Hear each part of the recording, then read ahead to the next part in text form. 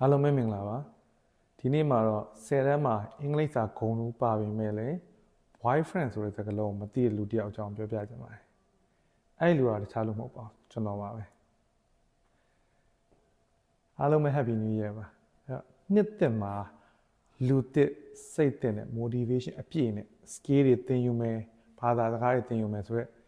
လူတွေရှိမှာပါအဲ့ထဲမှာအင်္ဂလိပ်စာတော့သင်ကျင်တယ်ဒါပေမဲ့ငါဖြစ်ပါမလားလို့စိုးရိမ်နေတဲ့လူတွေအတွက်ကိုဒီဗီဒီယိုကရည်ရွယ်ပါတယ်အင်္ဂလိပ်စာပဲဖြစ်ဖြစ်ဘာသာစကားတစ်ခုပဲဖြစ်ဖြစ်သင်တော့မယ်ဆိုရင်သင်တန်းတွေတက်ရမယ်အချိန်တွေပေးရမယ်ငွေတွေပေးရမယ်ဒီလိုမှမပေးနိုင်ရင်တက်ဖို့အတွက်မလွယ်ကူလို့ထင်တာလုံးဝမမှန်ပါဘူးဘာဖြစ်လို့လဲဆိုတော့သင်တန်းဟာဘာသာစကားတက်ဖို့အတွက်အထောက်အကူပြုပေမဲ့သင်တန်းတက်တိုင်းတော့ဘာသာစကားတက်တာမဟုတ်ပါဘူးစာသင်တိုင်းဘာသာစကားတက်တာမဟုတ်ပါဘူးကျွန်တော်ဥပမာဆိုရင်ပြန်ပြောရမယ်ဆိုရင်ကျွန်တော်ဟာ10တန်းမှာတော့အင်္ဂလိပ်စာဂုဏ်ထူးထွက်ပါတယ်အဲ့လိုထွက်အောင်လဲကျွန်တော်ကြပြတွေအကုန်လုံးအင်္ဂလိပ်စာ chapter 12ခုအစအဆုံးအလွတ်ကျက်ခဲ့ပါတယ်အဲ့လိုအလွတ်ကျက်ထားရင်65မှတ်ဖို့ကပြေးမလို့ဖို့အပြည့်ရတယ်အဲ့လိုနဲ့ပဲကျွန်တော်အင်္ဂလိပ်စာဂုဏ်ထူးထွက်ခဲ့တယ်ဂုဏ်ထူးထွက်တော့ကိုယ့်ကိုအထင်ကြီးတာပေါ့နော်မဟုတ်မှန်နောက်မှသိတယ်ဗျဘလို့သိလဲဆိုတော့10တန်းပြီးတဲ့အချိန်မှာကျွန်တော်ရီးစားရတယ်ရီးသားကကောင်မလေးက IELTS ရအဲ့တော့ကျွန်တော်တို့သင်တန်းတစ်ခုမှာစုံရတယ်သူ့ကိုကျွန်တော်စာလည်းမပေးရဘူးရီးစားစကားလည်းမပြောရဘူးပေါ့နော်အဲ့တော့ကျွန်တော်တို့ချစ်သူနားဆင်ဖို့အခွေယောက်ျားလေးဆိုထားတဲ့အခွေကိုတငယ်ချင်းတယောက်စီကနေကျွန်တော်သူ့ကိုပေးလိုက်တယ်သူ့ဘက်ကလည်း main ကလေးတွေဆိုထားတဲ့ချစ်သူနားဆင်ဖို့အခွေ version ကိုကျွန်တော်ကိုအဲ့တငယ်ချင်းစီပဲတစ်ဆင့်ပြန်ပေးလိုက်တယ်အဲ့လိုနဲ့ကျွန်တော်တို့ချစ်သူဖြစ်လာခဲ့တယ်ချစ်တယ်ဆိုတဲ့စကားတစ်ခုမှမပြောကြဘူးပေါ့နော်နောက်ကြတော့သူကကျွန်တော်ကိုသူ့တငယ်ချင်းတယောက်နဲ့မိတ်ဆက်ပေးတယ် This is my boyfriend အဲ့မှာကျွန်တော်စဉ်းစား boy ဆိုတော့ယောက်ျားလေး friend ဆိုတော့တငယ်ချင်းအဲ့ဒီက boyfriend ယောက်ျားလေးတငယ်ချင်းပေါ့နော်အဲ့တော့ကျွန်တော် boyfriend ဆိုတဲ့စကားကိုမကြားဘူးချစ်သူ level ပဲတည်တယ်တကယ်ပါအဲ့ကျွန်တော်ငါသူ့ရဲ့တငယ်ချင်းပဲ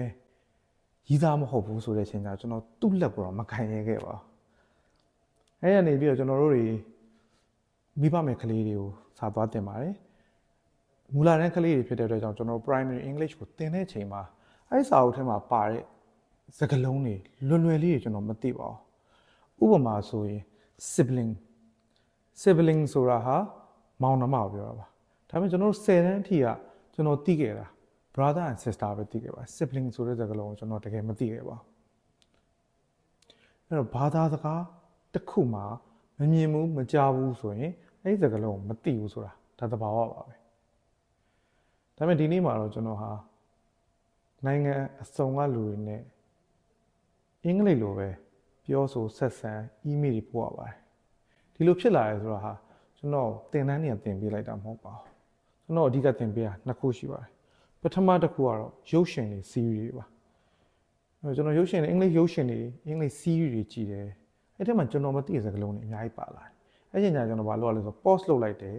မသိတဲ့စကားလုံးကိုကျွန်တော် Google မှာရှာတယ်ကျွန်တော်အကြိုက်ဆုံးရုပ်ရှင် series ဆိုရင် How I Met Your Mother ဆိုတဲ့ဟာတာ series ပေါ့ဟာတာ series ကပိုခက်ပါတယ်စကားလုံးတွေသိအောင်လည်းမကပဲနဲ့သူတို့ရဲ့ဟာတာကိုနားလည်ဖို့အတွက်ကနောက်ခံယဉ်ကျေးမှုတွေစကားလုံးအဓိပ္ပာယ်နှစ်ခွထွက်တာတွေကိုသိအောင်လို့လိုက်ဖတ်ရတယ်အဲ့ကြောင့်တော့မှရည်ရတာအဲ့တော့ကျွန်တော်အဲ့ဒါကြည့်ရင်းနဲ့အင်္ဂလိပ်စာလည်းသိလာတယ်သူတို့ရဲ့သဘာဝကိုလည်းနားလည်လာတယ်နောက်တစ်ခုကတော့ကျွန်တော်သချင်းပေါ့ကျွန်တော် hip hop ကိုကြိုက်တယ်ဒါပေမဲ့ hip hop ကအရမ်းမြန်တဲ့အတွက်ကျွန်တော်နားမလည်ဘူးအဲ့တော့ကျွန်တော်ကဘာကိုနားထောင်လဲဆို oldies တွေ blues တွေ country song တွေကိုကျွန်တော်ပို့ပြီးတော့နားထောင်တယ်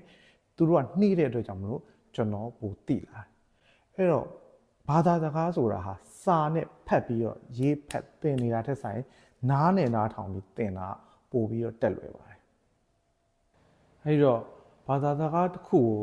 အခြေခံအဖြစ်ပြောနိုင်ဆိုနိုင်ဖို့ဆိုရင်စကားလုံးတွေအများကြီးသိဖို့မလိုပါဘူးတကယ်တမ်းကစကားလုံးကြီး2000လောက်သိရင်နေ့စဉ်ပြောဆိုဆက်ဆံတာအတွက်ကအဆင်ပြေပါတယ်စီးပွားရေးအတွက်ဆိုရင်လည်းတကယ်တမ်းကျွန်တော်တို့ဟာသုံးနေကြစကားလုံးတွေကိုပဲပြန်ပြီးတော့သုံးနေရတာပါ အရေးကြီးဆုံးချက်ကနေ့တိုင်းနားထောင်ပါလေ့လာပါကိုသင်ယူရတဲ့စကားလုံးတွေကိုပြန်ပြောကြည့်ပါပြောရမှာမကြောက်ပါနဲ့မရှက်ပါနဲ့အဲ့တော့စကားပြောတာနဲ့ပတ်သက်ပြီးတော့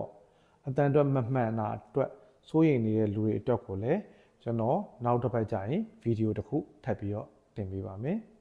ဒီနေ့အတွက်တော့ဒီလောက်ပါပဲအားလုံးကျေးဇူးတင်ပါတယ် Happy New Year